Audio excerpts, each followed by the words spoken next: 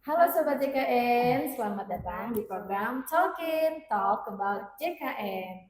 Nah, hari ini kita akan membahas mengenai kecurangan dalam program JKN. Nah, telah hadir bersama kita nih narasumber untuk tema kita kali ini. Pada Mas Pin, silakan. Halo, saya Setiawan Arifin sebagai staf utilisasi dan pencegahan kecurangan kantor cabang Sorong. Pada kali ini kita akan berbincang terkait dengan fraud dalam program JKN dan bagaimana sih kondisi di KC Sorong. Oke Mas, sesuai dengan tema kita kali ini, fraud nih Mas. Yes. Definisi fraud itu apa sih Mas? Nah, definisi fraud, sebelum saya menjelaskan, saya tanya dulu nih. Menurut Mbak DJ, apa itu fraud ya? Fraud itu tindakan yang tidak sesuai aturan dong, sudah pasti. Tidak sesuai aturan. Kalau Mbak Rini, tindakan yang disengaja mungkin. tindakan yang disengaja. Jadi yang disebutkan ini benar. Jadi apa sih yang dikategorikan fraudnya? Dikategorikan fraud itu ketika melakukan sesuatu hal yang tidak sesuai dengan ketentuan. Ya, dilakukan dengan sengaja ditambah dengan dia menimbulkan kerugian. Nah, menimbulkan kerugian ini kalau misalkan dalam program JKN berarti dari segi pembiayaan di fasilitas kesehatan seperti itu. Apalagi kalau misalkan hal itu dilakukan secara berulang, artinya lebih dari satu kali. Nah, jadi bisa disimpulkan bahwa ketika sesuatu tersebut dilakukan tidak sesuai dengan ketentuan, ya secara disengaja menimbulkan kerugian dan dilakukan berulang kali, maka itulah yang dikatakan fraud. Seperti itu. Bahasa mudahnya seperti itu. Baik Mas, kan tadi Mas bilang kecurangan atau fraud ini kan sesuatu yang dilakukan tidak sesuai aturan nih. Benar. Ada nggak sih peraturan yang mengatur hal tersebut? Nah, ada. Jadi kalau di Republik Indonesia ini ada namanya Peraturan Menteri Kesehatan nomor 16 tahun 2019, yaitu terkait dengan penanganan fraud atau kecurangan dalam program jaminan kesehatan seperti itu. Nah, di dalamnya mengatur apa saja, banyak yang diatur. Salah satunya adalah siapa saja dan apa saja yang bisa dikategorikan sebagai fraud.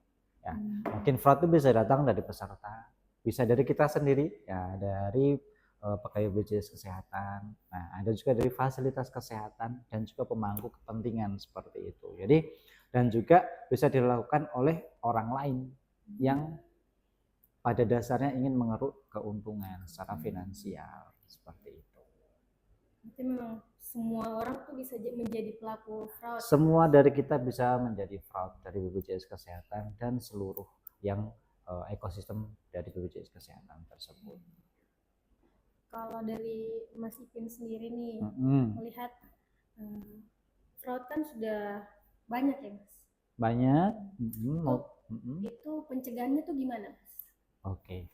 Mungkin sering kita melihat ya atau mendengarlah di media-media sosial bahkan yang masih booming, rumah sakit mengklaimkan berapa miliar, bahkan temuan BPK atau temuan KPK pun sama di media-media seperti itu. Nah, sebenarnya dalam sistem penanganan kecurangan di BPJS Kesehatan memiliki sebuah basic data, big data. Nah, big data pelayanan kesehatan seperti itu.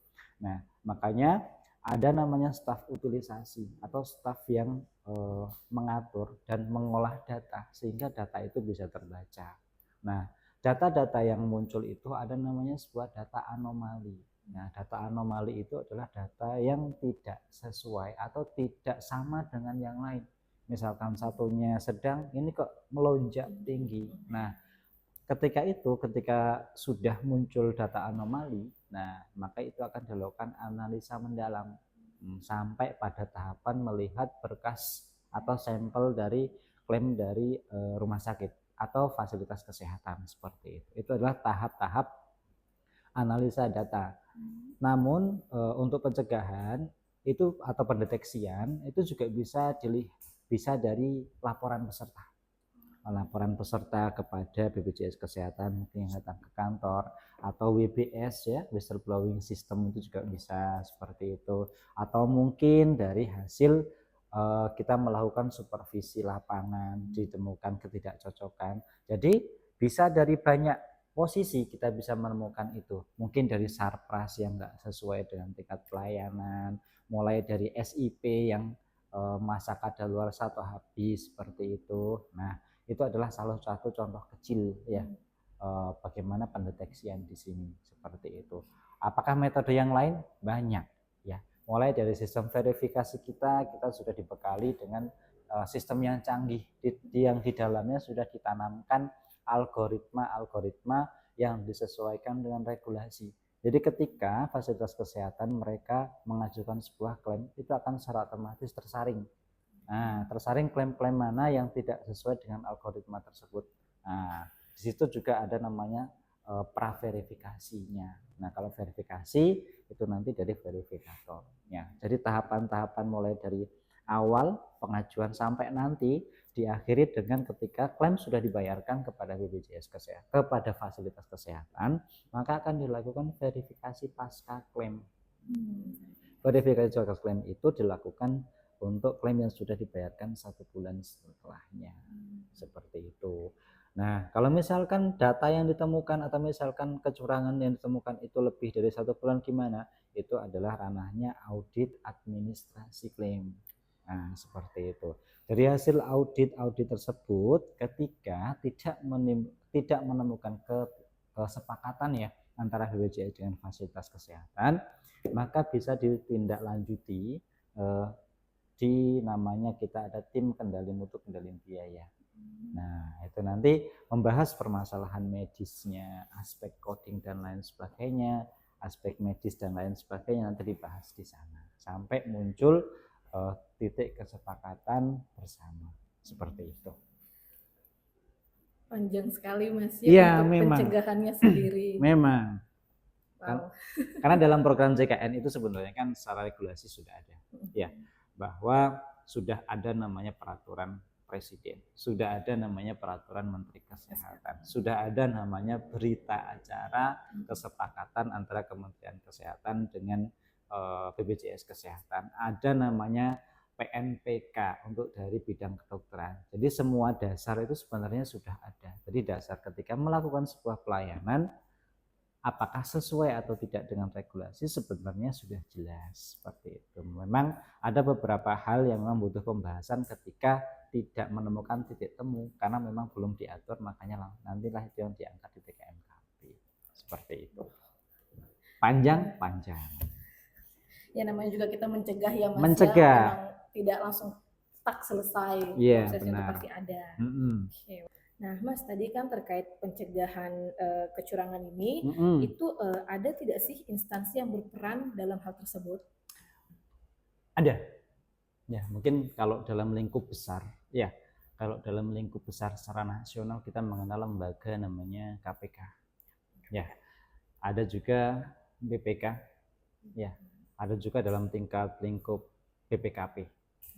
Seperti itu. Nah, kalau dalam program JKN dalam penanganan kecurangan ini, kalau di internal BPJS Kesehatan dalam tingkat cabang atau namanya tim anti kecurangan cabang seperti itu, dan ada juga di tingkat wilayah dan juga di tingkat pusat.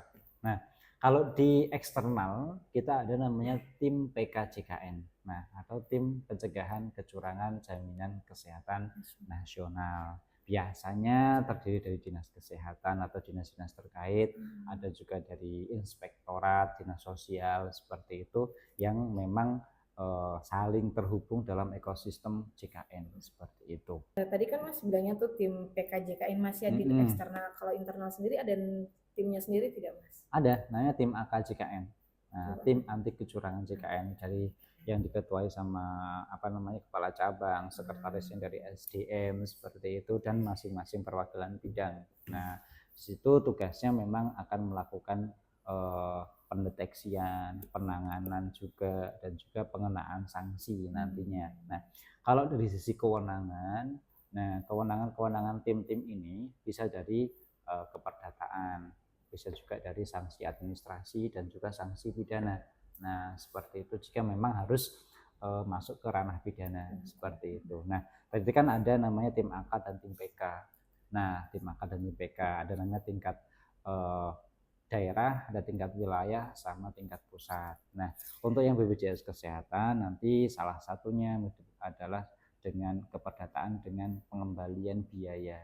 Nah, misalkan fasilitas kesehatan terbukti telah melakukan kecurangan, sudah dilakukan gelar perkara, sudah dilakukan pembuktian, dan memang secara nyata melakukan kecurangan, maka itu fasilitas kesehatan akan melakukan pengembalian kerugian kepada BPJS Kesehatan. Nah, dari ranah itu masuk ke tim PKJKN kabupaten kota atau provinsi. Nanti mereka akan mengeluarkan surat peringatan atau sanksi secara administrasi seperti itu. Dan atau tingkat pusat itu kalau misalkan sudah masuk ke ranah pidana seperti itu. Maka secara berjenjang, ada jenjangnya sendiri, ada kewenangannya sendiri, sehingga secara fungsi tidak saling tumpang tindih seperti itu. Memang tim-tim itu punya tugasnya masing-masing ada sendiri Mas ya? Iya, punya tugasnya masing-masing seperti itu. Tim AKJKN dan Tim PKJKN. PKJKN. Itu internal dan eksternal Mas. Internal dan eksternal. Oke, siap. Kalau untuk kan ada nih AKJKN dan PKJKN. Itu kan masing-masing ada tugasnya kan Mas? Kalau mengenai contoh atau bentuk kecurangan yang sudah pernah terjadi utamanya di Kota Sorong sendiri gimana Mas? Baik. Jadi di awal tahun 2024 kemarin kita melakukan audit bersama dengan tim PKJKN Kota Sorong terkait dengan rujukan yang tidak sesuai dengan ketentuan. Nah, seperti itu. Seperti kita ketahui dalam program CKN, untuk bisa dijaminkan dalam program CKN maka harus mengikuti rujukan yang berlaku. Nah, dengan pasien ketika kondisinya tidak dalam kondisi gawat darurat, ya maka dia bisa berkunjung ke FKTP untuk melakukan pemeriksaan. Kalau misalkan sesuai dengan indikasi medis, pasien tersebut membutuhkan pelayanan spesialistik, maka dia akan dirujuk ke FKRTL secara otomatis tanpa diminta, ya tanpa diminta. Nah, ada nggak misalkan kasus pasien yang misalkan sebenarnya bisa ditangani di puskesmas tetapi minta dirujuk? Nah, itu yang kita temukan. Atau misalkan itu adalah rujukan atas permintaan sendiri. Nah, masuk di kecurangan. Masuk di kecurangan, itu yang pertama. Terus yang kedua, nah ada namanya indikator KBK. Salah satu indikator KBK itu adalah rasio rujukan non spesialistik. Nah, itu diperhitungkan dengan standar maksimalnya adalah 2%. Nah, itu didapatkan dari mana? Salah satunya adalah ketika rujukan itu dikeluarkan dengan TACC. TACC itu digunakan adalah untuk pasien-pasien non spesialistik yang memang butuh terapi lanjutan spesialistik ya. Nah, memang harus sesuai dengan indikasi medis. Namun ada beberapa yang disalahgunakan seperti itu sehingga itu mempengaruhi. Nah, dari sisi capaian indikator KPK. Nanti muaranya di mana? Nanti dia akan mempengaruhi jumlah kapitasi yang dibayarkan kepada FKTP. Nah, ketika itu pembayaran kapitasinya naik dan ketika sudah kita lihat sampel, kita sudah turun ke lapangan, ternyata memang ada ketidaksesuaian, dan ketika sudah dikalkulasikan ulang ternyata mempengaruhi, ternyata seharusnya lebih rendah nih. Nah, maka Vaskes melakukan pengembalian. Itu salah satu contoh ya. Kita berkolaborasi dengan tim PKJKN Kota Sorong dengan Dinas Kesehatan waktu itu dan sudah mengeluarkan rekomendasi, ya Vaskes memang harus mengembalikan karena itu salah satu bentuk kecurangan. Nah, itu dari sisi Vaskes ya. Ada lagi nih dari sisi peserta. Nah, ini kalau dari sisi peserta banyak nih kita mungkin punya niat baik menolong sesama yang sakit seperti itu. Jadi misalkan Mbak DJ ada kartu BPJS Kesehatan, Mbak Rini enggak ada, Mbak Rini sakit ya, Mbak DJ ya mungkin melihat sekilas mukanya mirip, umurnya sama, dipinjamkan seperti itu. Nah, ketika di fasilitas kesehatan itu dilakukan dan memang seharusnya memang harus dipastikan memang pesertanya sejak awal. Nah, tapi kan memang masih ada beberapa yang lolos seperti itu, sehingga biaya pelayanan kesehatan yang seharusnya tidak bisa dibayarkan kepada Mbak Rini karena dengan ada kartunya Mbak Rini akhirnya bisa dibayarkan seperti itu. Nah, bagaimana karena kartunya Mbak Dici ini sudah pernah dipakai oleh Mbak Rini, sedangkan data pelayanan semuanya sekarang adalah datanya Mbak Rini. Nah, itu kalau pasiennya sehat. Ada juga pasien yang dipinjamnya akhirnya meninggal. Nah, seperti itu. Itu bagaimana? Orangnya masih hidup, status kartunya meninggal. Nah, pemilik kartu ini dia ingin mengakses pelayanan kesehatan. Bagaimana ini? Nah, makanya saya menghimbau kepada masyarakat semuanya untuk kartu tidak dipinjamkan, karena kalau misalkan ada kejadian-kejadian seperti itu, maka dampaknya kepada peserta yang dipinjami dan meminjami pun itu akan berdampak yang sama. Peserta yang dipinjami berkewajiban untuk mengembalikan semua biaya pelayanan kesehatan yang telah dikeluarkan atau telah dibayarkan BPJS Kesehatan kepada fasilitas kesehatan. Dari sisi peserta yang meminjami, misalkan ada kejadian dia meninggal, maka ribet nanti untuk ngurusnya seperti itu, karena identitas itu kan cuma satu nomor identitas seperti itu. Berarti memang kasus meminjamkan ini sangat banyak terjadi, Mas ya. Kalau secara data pasti kita tidak tahu jumlah seberapa banyaknya, tapi apakah sering? Iya, sering memang keluhan itu datang ke kita seperti itu.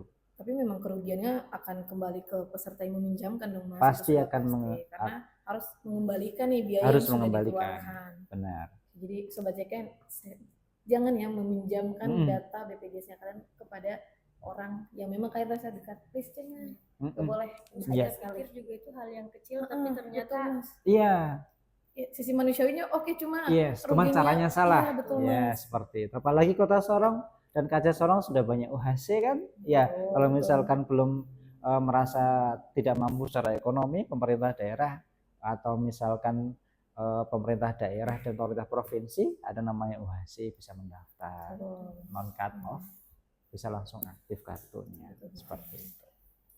Wah, berarti memang sangat banyak ya Mas ya, dari definisinya, regulasinya ada terkait kecurangan, pencegahannya juga ada, bahkan bentuk contohnya pun banyak juga ya Mas ya. Oke Mas, mungkin ada sebelum kita mengakhiri sesi kita kali ini, mungkin Mas ada closing statement nih untuk Sobat JKN. Hai Sobat JKN, mungkin dalam akhir ini seperti yang sudah banyak dijabarkan tadi, ada satu peribahasa dari luar yang mungkin bisa kita resapi bersama, bahwa ketika kita melihat kecurangan dan membiarkan, maka itu termasuk kecurangan. Dan jangan sampai Sobat JKN semua menjadi salah satu pelaku kecurangan tersebut. Oke? Ya baik, terima kasih Mas atas penjelasan dan waktunya. Dan sampai berjumpa lagi Sobat JKN di program Talking berikutnya. Dadah.